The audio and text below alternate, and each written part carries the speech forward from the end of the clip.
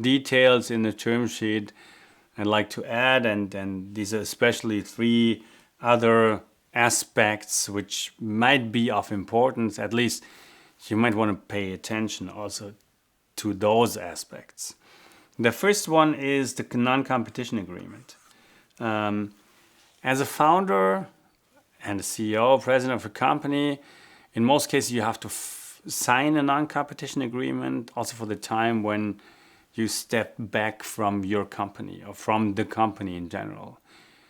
It's fair on one side, because it shouldn't be right that you go out of the company and start the same company just 3 blocks down the road. So don't do that. But on the other hand, it's a critical issue because it's your expertise. And so try to have a non-competition agreement which doesn't last too long. That's basically what you should do. And maybe you can differentiate cases. You can say, okay, if I step back on my own free will, it's a little longer. If you fire me, it's shorter, and all sorts of things. So you can agree on certain things. However, in general, it's fair not to compete from anyone against the company you just worked in. That's the first thing. The second thing is transaction monitoring fees. Who's going to pay for the deal, basically? I mean, if you get VC money, you're willing to pay.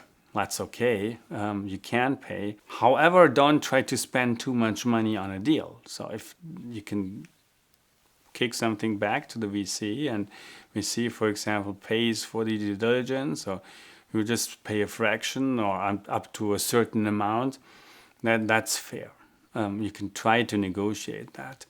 But some VCs have their very common rules, and if you don't go for the rules, they might not do the deal with you. So it shouldn't be too big of an issue, especially if you receive money. The third point is enforceability, and it's interesting because a term sheet not only is non-binding, but it can be transformed into some binding contract by one party. And VCs like to do that, especially in the situation where they know or they can feel that the entrepreneur talks to other VCs too.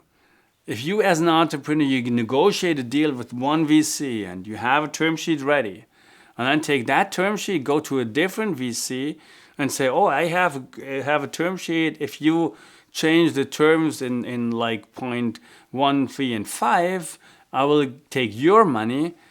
The VC doesn't like that, who has put much effort into talking to you. And this is why in some cases, try to enforce that the investment must happen, especially when they paid a lot of money for due diligence and a lot of time for negotiations and so on. So these are additional aspects you might pay attention to. They're not most important, but again, it can affect your deal.